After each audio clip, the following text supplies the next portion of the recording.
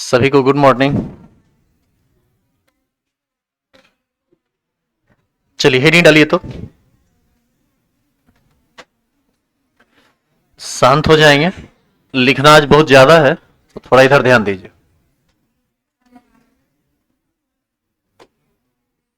लिखिए बफर विलियन। आज last class है यानी कि इक्विलिब्रियम का। कल संडे है, कल छुट्टी रहेगा और परसों सोमवार से थर्मोडायनामिक्स नया चैप्टर और इंपॉर्टेंट चैप्टर स्टार्ट हो जाएगा। बफर विलियन, बफर सॉल्यूशन।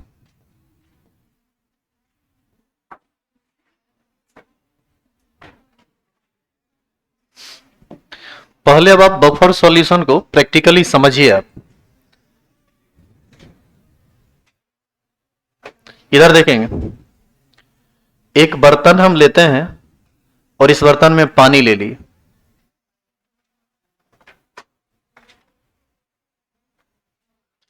खड़ी हो जाओ, खड़ी हो जाओ।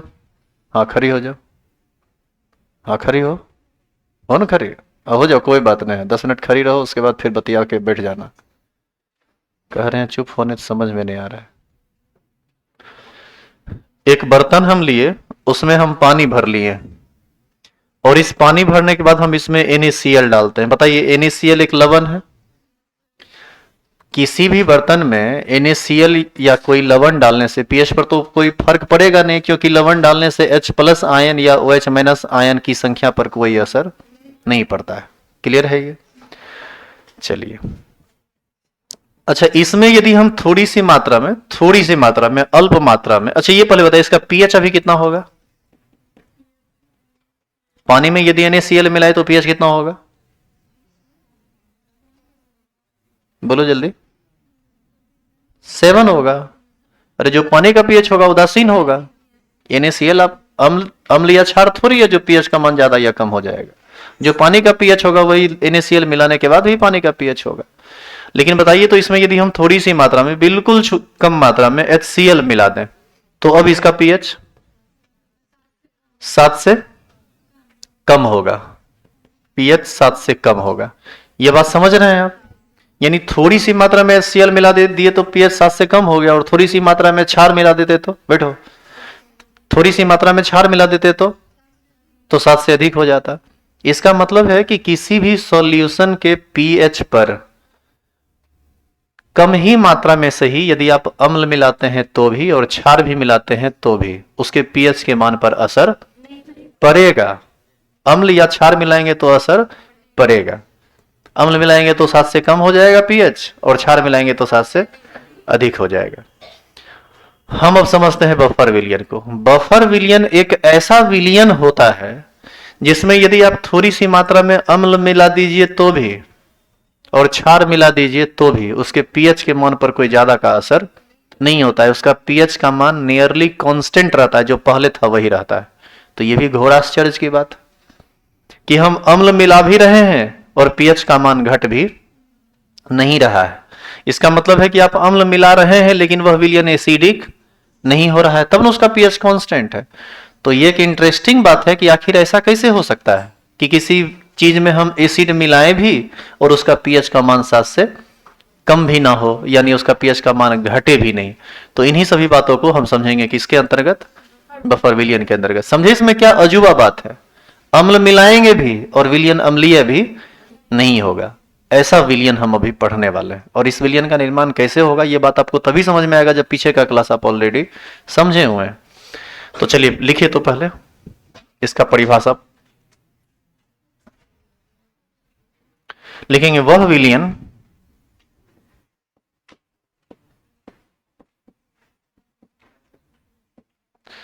विलियन जिसमें अल्प मात्रा में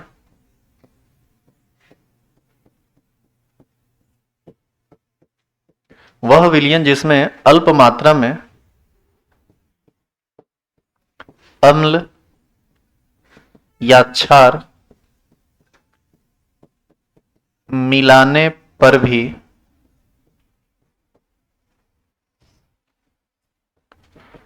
उसके पीएच का मान उसके pH का मान लगभग स्थिर रहता है।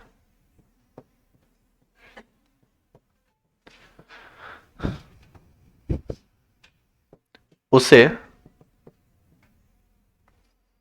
बफर विलियन, ये क्या हो गया,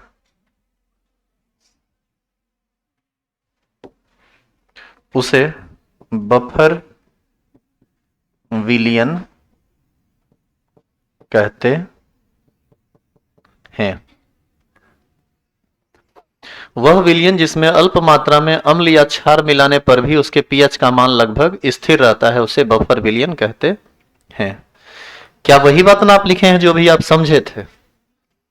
अब सुनिए, ये बफर विलयन दो तरह का होता है, एक होता है अम्ल बफर और एक होता है क्षार बफर। तो यदि आप यहां तक लिख चुके हैं तो आगे लिखिए। तो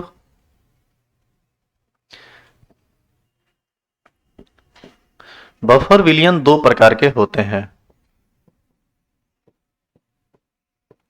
बफर विलयन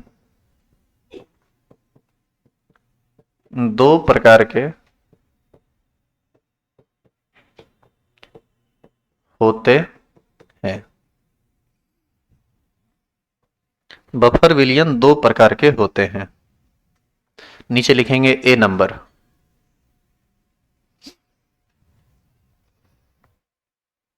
चेंज करो, इसे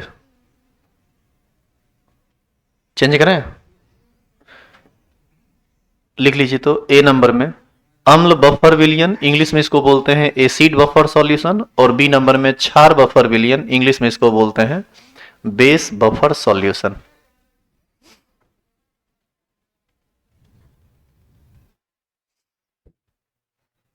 दोनों को हम लोग एक एक करके समझेंगे।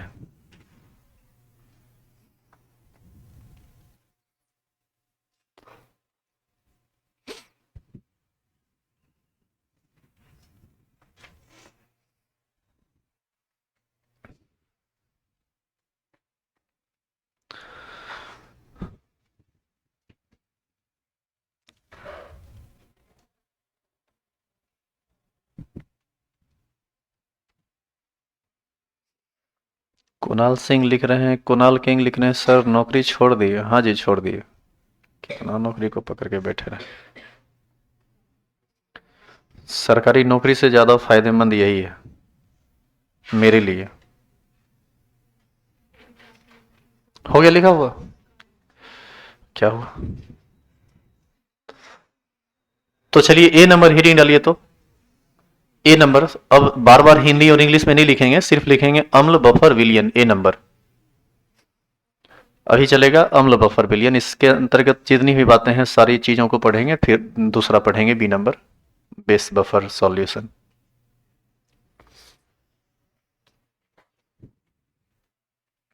अच्छा, इसके रिगार्डिंग सारी सूचना हम आपको दे देते हैं, आप परेशान मत होइए, पहले थोड़ा पढ़ लें, खिस्सा तो भर जिंदगी होते रहेगा। शुरू करें लिखना? क्या सुनिएगा ध्यान से, इधर देखो।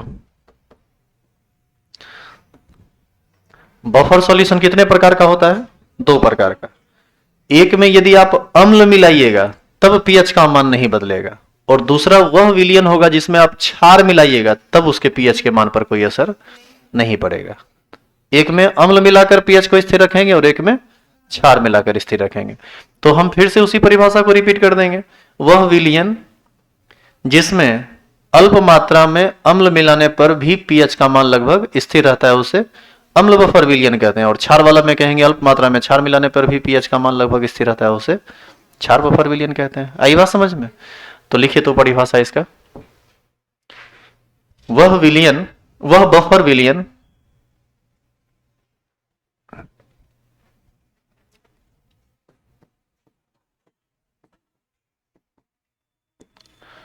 वह बफर विलयन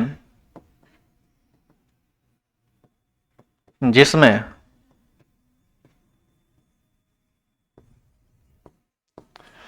अल्प मात्रा में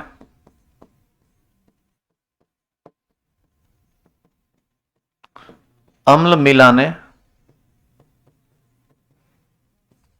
पर भी पीएच का मान लगभग स्थिर रहता है, उसे अम्ल बफर विलयन कहते हैं। क्या इसी हिसाब से क्षार बफर विलयन का परिभाषा आप खुद से नहीं लिख सकते हैं? अभी नहीं लिखेंगे क्या? लिख सकते हैं या नहीं? उसमें बस ये लिखेंगे कि वह बफर विलयन जिसमें अल्प मात्रा में क्षार मिलाने पर भी पीएच का मान लगभग स्थिर रहता है, उसे क्षार बफर विलयन कहते हैं। जब लिखना होगा तो बाद में लिख लेंगे, अभी हम इससे आगे बढ़ रहे हैं। इसका इंपॉर्टेंट बात अब स्टार्ट हो रहा है। हम पहले ये सोचते हैं कि इस तरह के बफर विलयन का निर्माण किस चीज से होता है या कैसे होता है, यह समझना ज्यादा इंपॉर्टेंट।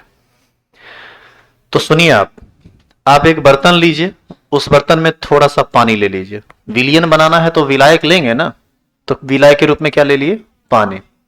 इसमें सबसे पहला चीज मिला दीजिए आप CH3COOH। आप इसके बारे में क्या जानते हैं बताइए? यह एक अम्ल है, यह एक कार्बनिक अम्ल है और यह एक दुर्बल अम्ल है।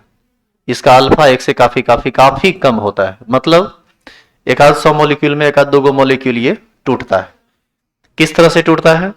CH3COO- और H+। इसका मतलब है कि ज्यादातर ये इस रूप में रहना चाहता है, इस रूप में ये रहना नहीं चाहता है, क्योंकि यदि इस रूप में रहना चाहता तो पानी में जाके 100% टूट जाता और ये वीक इलेक्ट्रोलाइट नहीं बल्कि स्ट्रॉन्ग इलेक्ट्रोलाइट होता, प्रबल अम्ल होता। तो आप क्या कीजिए, पहला सब्सटेंस ये डाल दीजिए इसमें, यानी दुर्बल अम्ल डाल दीजिए पानी में, CH3COOH। ये पहला चीज डाल दिए। अब इसमें दूसरा चीज डालिए, इसी अम्ल का कंजुगेट बेस, संयुग्मी क्षार। तनी बताइए तो इसका संयुग्मी क्षार क्या है? एक स्वर में बताइए जल्दी। यही है ना रे, H+ का तो अंतर होता है, तो यही है उसका संयुग्मी क्षार। तो अब आप कह रहे हैं कि सर दूसरा संयुग्मी क्षार लाएंगे कहां से? वैसा कोई यौगिक लाइए जो टूट के ये चीज देता हो। जैसे आप इसमें डाल दीजिए सोडियम एसीटेट CH3COONA, और जानिए ये एक स्ट्रॉन्ग इलेक्ट्रोलाइट है, पानी में 100% डिसोसिएट होता है। और कैसे टूटता है ये टूटता है CH3COO- में और Na+ में। अब बताइए आ गया उसमें संयुग्मी क्षार आ गया कि नहीं आ गया? तो पानी में ये पहला कंपाउंड था, अब दूसरा आपको डालना था क्या? ये वाला कंपाउंड। तो इस वाले कंपाउंड को हम तोड़ के ही लिख देते हैं CH3COO- और क्या है? Na+। ध्यान रहे कि ये एक्सेस अमाउंट में होना चाहिए। एक्सेस अमाउंट का मतलब अधिक मात्रा में होना चाहिए, ठीक है? इसको लिखना नहीं है, इसको सिर्फ समझना है। अभी बाद में हम सबको लिखाएंगे। हो गया, बफर विलयन तैयार है। कौन सा बफर? Acid buffer. अब आप देखिए कि कैसे ये तैयार है और कैसे हम इसमें अम्ल डालेंगे तो इसका पीएच नहीं बढ़ेगा घटेगा। अब इन सब बातों को समझिए। एक चीज बताओ, पीएच का मान बढ़ेगा घटेगा तब ना जब कंसंट्रेशन ऑफ H+ बदल जाए, क्योंकि कंसंट्रेशन ऑफ H+ पर ही तो पीएच डिपेंड करता है। आप कल फॉर्मूला पढ़े थे, पिछला कुछ दिन से पढ़ रहे हैं कि पीएच बराबर होता है negative log of concentration of H+। H+ का जैसा कंसंट्रेशन रखेंगे वैसा पीएच आएगा। तो यदि इसमें थोड़ी सी मात्रा में अम्ल डालने पर इसका पीएच पहले की तरह रह गया, इसका मतलब है कि इस बर्तन में पानी के अंदर H+ के सांद्रण में किसी तरह का कोई परिवर्तन नहीं हुआ। तो चेक करते हैं कि काहे नहीं होगा, क्यों परिवर्तन नहीं होगा। तो सुनिए इसका रीजन। आप पानी में मान लीजिए कि थोड़ा सा अम्ल मिलाइए, आप अल्प मात्रा में अम्ल मिला के ही ना इसके पीएच को डिस्टर्ब करना चाह रहे हैं, डिस्टर्ब नहीं होगा। देखिए कैसे पानी में जाएगा तो ये टूटेगा कैसे? H+ और Cl- में। तो H+ जैसे ही अंदर में जाएगा तो H+ की मात्रा बढ़ने लगेगी, H+ का सांद्रण बढ़ेगा तो इसको एसिडिक हो जाना चाहिए था, इसका पीएच 7 से कम हो जाना चाहिए था, लेकिन होगा नहीं। क्यों नहीं होगा? क्योंकि ये जो H+ है, इस H+ को बहुत तेजी से ग्रहण कर लेता है कौन? CH3COO-। ये CH3CO माइनस H प्लस के साथ मिलकर फिर से बना देता है CH3COOH। और ऐसा इसलिए क्योंकि CH3COH टूट कर रहना एक साथ नहीं चाहता है, वो आपस में जुड़ कर रहना चाहता है। क्यों? क्योंकि यह एक दुर्बल वैद्युत अपघट है, क्योंकि यह एक दुर्बल अम्ल है। आई बात समझ में? इसकी टेंडेंसी है कि ये साथ रहना पसंद कर रहा है, इसका नेचर है, आपको हम पीछे बतला चुके हैं दुर्बल और प्रबल के बारे में। तो जो भी H प्लस बनेगा ना, उस सब H प्लस को ग्रहण कर लेगा कौन? CH3CO minus. H प्लस बना तो सही, लेकिन पानी में टिक नहीं पाया, वो कंपाउंड जाके बना दिया, CH3COH का निर्माण कर दिया। अब बताइए, जब H प्लस फ्री ही नहीं हुआ तो कैसे वो एसिडिक होगा? इसका मतलब है कि अल्प मात्रा में आप मिलाए HCl, H प्लस जाके इसके साथ जुड़ गया। अच्छा, ये Cl माइनस कहां गया? Na प्लस के साथ। और NaCl से pH पर कोई प्रभाव पड़ेगा नहीं। अब बताइए, आप HCl डालेंगे तो कुछ फर्क पड़ेगा इसके pH पर? वो नियरली कांस्टेंट रहेगा, तनी मनी अंतर होगा, उससे कोई दिक्कत नहीं है। इसका रीजन यही है। इसका मतलब है कि हम इस तरह के विलयन का निर्माण कब कर सकते हैं?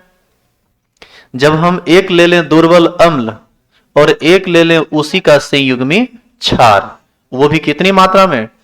अधिक मात्रा में। यदि आप कम मात्रा में लेंगे तो H प्लस को मिलवे नहीं करेगा, वो H प्लस को मिलेगा नहीं। अरे कम मात्रा में रहेगा तो भेटाएगा नहीं, और यदि कम मात्रा में रहेगा तो ये माइनस और ये प्लस जुड़ नहीं पाएगा, H प्लस फ्री रह जाएगा।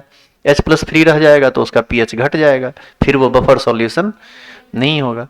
तो हम यहां पर एक पॉइंट लिख सकते हैं कि अम्ल बफर विलयन का निर्माण तब होता है जब जल में या विलायक में हम एक दुर्बल अम्ल लेते हैं और दूसरा उसी का संयुग्मी क्षार लेते हैं। क्लियर है ये?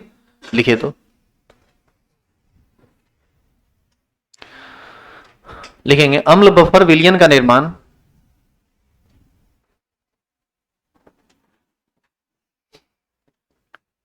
अम्ल बफर विलयन का निर्माण तब होता है जब जल में एक दुर्बल अम्ल तथा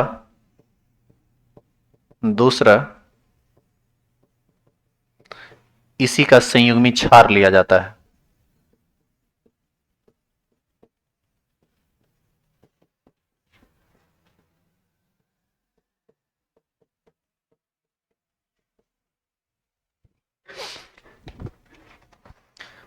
इसी का संयुग्मी क्षार लिया जाता है।